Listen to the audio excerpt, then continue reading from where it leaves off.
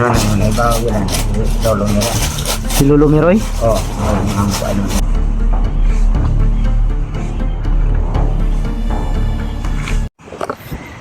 Yun mga idol, isang mapagpalang araw sa lahat.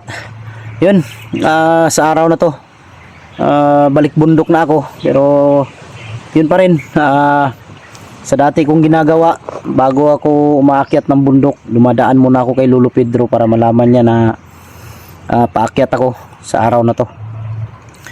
Hindi pa sana ako aakyat mga idol,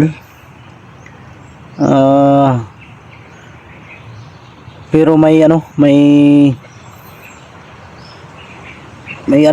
hindi ko maisip kung bakit gano'n ang nangyari na sa panaginip ko kagabi tungkol kay Lando.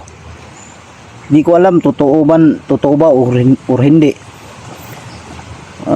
Dahil sa panaginip ko mga idol, nasa bundok daw ako.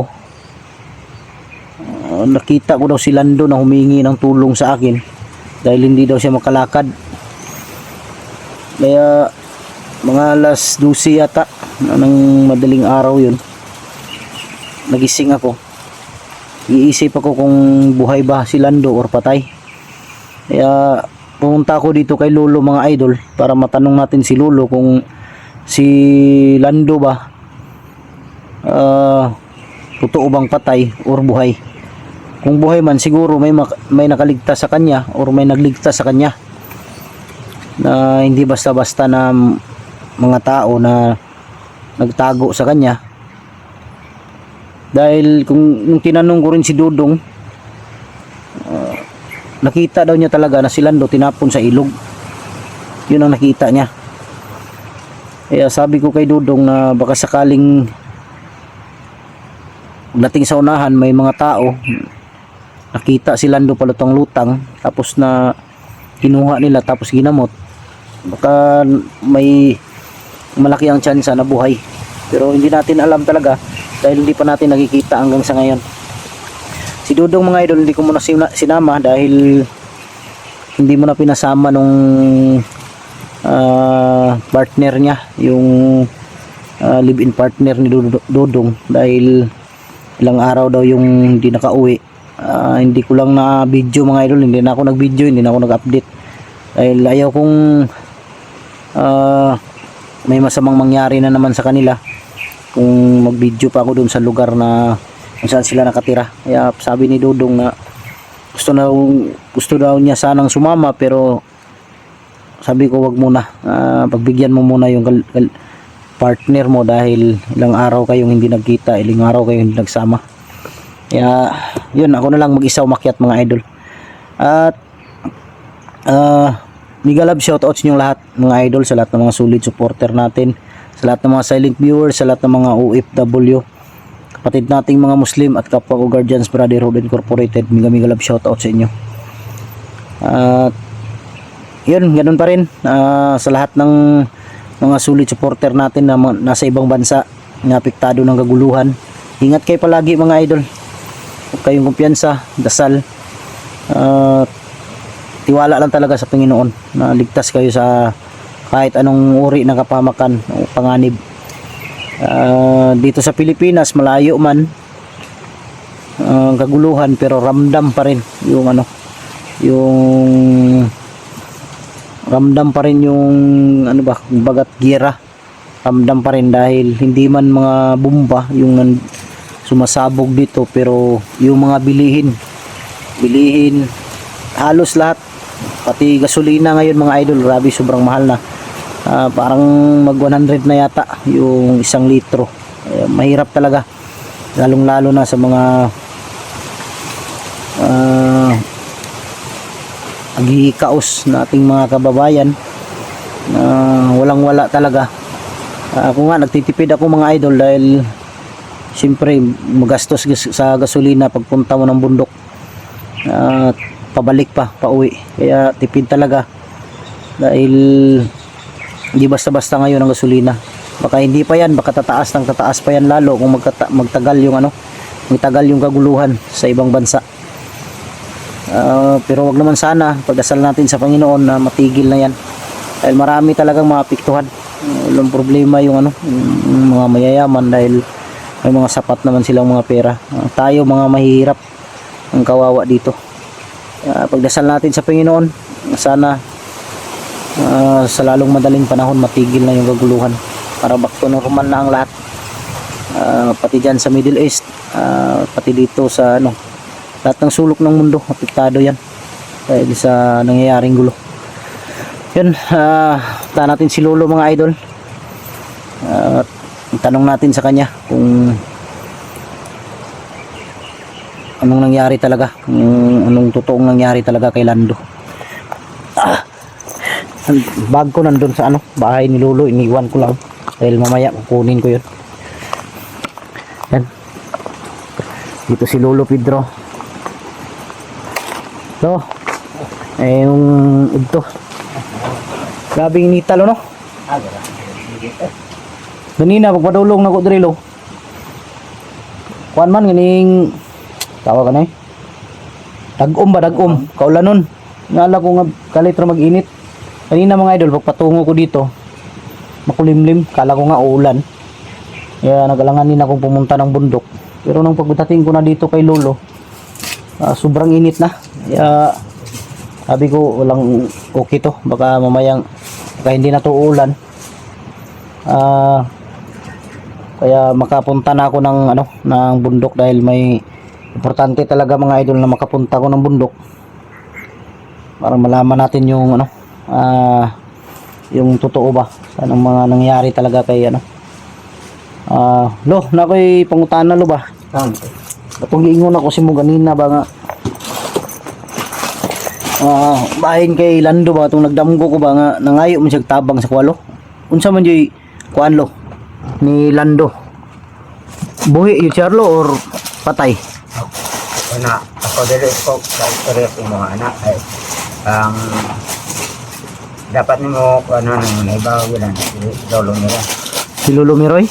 May mga So si Lolo Miroy akong lo? Siya rin makaistorya na ito mo. Siya rin mo istorya sa kuha? Unsa kanino? At alam siya dito. Yun mga idol, tinanong ko si Lolo kung buhay ba si Lando. Ang sabi ni Lolo mga idol, hindi daw siya makasagot. Dahil ang makasagot niyan si Lolo Miroy daw. Unsa kay kuan Lolo Miroy lo no? Kabalo ka siya lo? Kabalo ka siya. Kabalo na siya no? Si Lolo Miroy lang daw yung makakasagot mga idol tungkol kay Lando. Pero may Facebook. Paminaw na ko murag buhi lo ba? Paminaw ko parang buhay. Pakiramdam ko parang buhay si Lando. Pero wala tayong magawa mga idol dahil si Lolo Miroy daw yung dapat sana pagdating ko ng bundok ngayon makita ko o makausap ko agad si Lolo Miroy para may tanong ko sa kanya kung ano ba talaga ang totoong nangyari kay Lando. Kaya ako itong kuan lo ba sig na nakaluwas sa iya nga tao manong sig buhi siya kana lahi dayan ndang ko ang gani no bali no. Yun iba daw yung minsan daw yung panaginip mga idol baliktad. Si Lolo Miroy na lang yun akong ano na nilo. Miroy na si Lolo Miroy na lang kay para mangutana ko siya ha kung wala ba ko kadalag kuan siya wala ko kadalag pang alay kay Lolo Miroy ba kay apit ko ma-short loy sa budget lo. Sabi na ron lo mahal kayong gasolina. Mahal kay palitonon. Bugas mahal na kayo no? Itong nag-budget din ako mga idol dahil bibili sana ako ng para kay Lolo Miroy pero ang problema talaga wala talaga. Kapos tayo sa budget ngayon. Tapos yung mga bilihin pa sobrang mahal. Dumagdag pa yung gasolina. Iwan ko lang yung kuryente ilaw at tubig ngayon yung kuryente. Iwan ko lang baka tataas din yan. Dahil ang nagpapatakbo ng kuryente lo gasolina rin, kurudo. Siguro tataas din yan. Oo, dahil yung patay. Pagtatagal pa to lalo ang kaguluhan mga idol, sabi ni Lolo. Talagang babagsak daw talaga. Maraming maghihirap sa pagpatuloy pa yung kaguluhan. Daghan yun Lukoy anilo no? Magpadayo ng kuan. Mabot na 100. Litro, ano? Wala na no? Daghan ang surrender, ano? Daghan na di magmotor na lo. Ang mga motor, layo ng motor nga ng mga motor. Ako ay yung motor yun sa anak. Di na siguro ta magmotor, di na siguro kung magmotor anilo, mulupad na lang ko lo. Bait na lang. Abde, sige. Di magsilbi magbikes bukid lo, kay tungason man. Di ka tungas. Helicopter lang. Helicopter? Oo. Mahalag pliti eh. Atay, dahil tani yun. Dugay, di na ko ka-explore ni ba? Mahal laking gasolina lo. Mahal mang gasolina, di mag-helicopter na lang. Gani, may tag mga kaimbento tani lo, og tubig lo. Tubig ang itubil ba no? Di Ay, na. parehas ano, pansang na sundalo, anong hariyo mga pinahari. Oo. Na ba Pwede kay tubig. dili na ta pwede na ta di magmotor.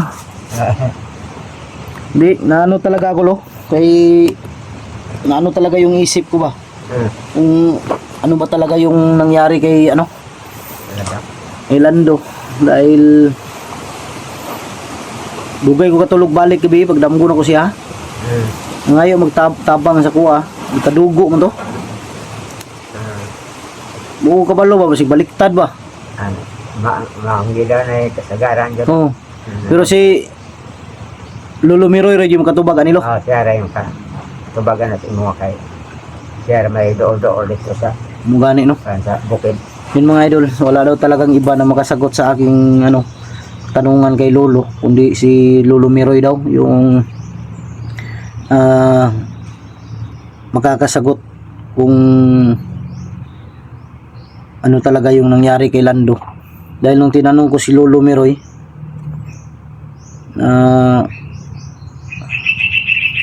tungkol kay Landong, sabi kasi ni Lolo Miroy mga idol, patay na si Lando, pero di natin alam, baka sinabi lang yun ni Lolo Miroy para itago muna yung katotohanan na si Lando ay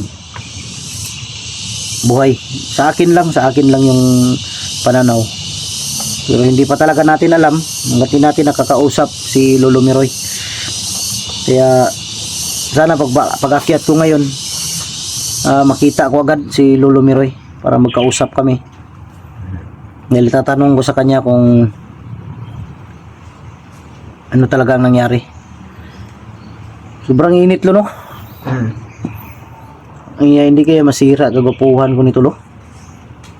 Lo, hindi kaya masira yung kagapuhan ko ngayon sa sobrang init. Sobrang init ba? Baka masira yung kagapuhan ko ba? Lo, alang iya. Mga idol, standby muna ako dito kay Lolo. Usap muna kami saglit, tapos bago ako akyat ng bundok, hindi lang ako mag-video. Magpapasbas ako sa kanya mamaya para mag-akyat natin sa bundok. Pag-akyat ko ng bundok, safety ba? Walang pangamba, walang panganib. Dahil hindi natin alam yung mga kalaban. Laging nakaabang. Hindi ko alam kung bakit nalalaman ng mga hayop na yan na paakyat ako. Siguro may monitoring yan sila, pero hindi natin alam. Dahil taga-akyat ko ng bundok talaga, nandyan sila nakaabang. Kaya hindi tayo pwedeng magkumpiyansa. Mahuli ko lang si Rambo talaga. Totoo mang patay na talaga si Lando, wala tayong magawa. Ang sa akin lang, kung mahuli ko si Rambo, gagantin lang tayo. Tapusin din natin si Rambo para maging patas naman, mabigyan din natin ng hustisya yung pagkamatay ni Lando. Naawa ko kay Lando ba. Pangarap niya kasi yung pangarap niya yung matuli siya ba. Tapos ganun pang nangyari. Namatay pala. tuloy-on ko rito ka. Kawawa naman yun si Lando, bagong tuli sana yun. Lagay sa tuloy-on lang sa pasiyarit ka sa kuhan. Para na yung atong doktor. Mugani no, tuli naman tulo. Manang kuan ba? Yun mga idol. Hanggang dito na lang yung video natin. Dahil hindi na rin ako magtagal. Tambay lang ako saglit tapos akyat na ako ng bundok. Maraming salamat. Ulitin ko sa inyong wala sa akong pagsuporta mula noon hanggang ngayon.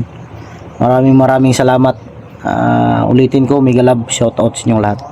Lahat.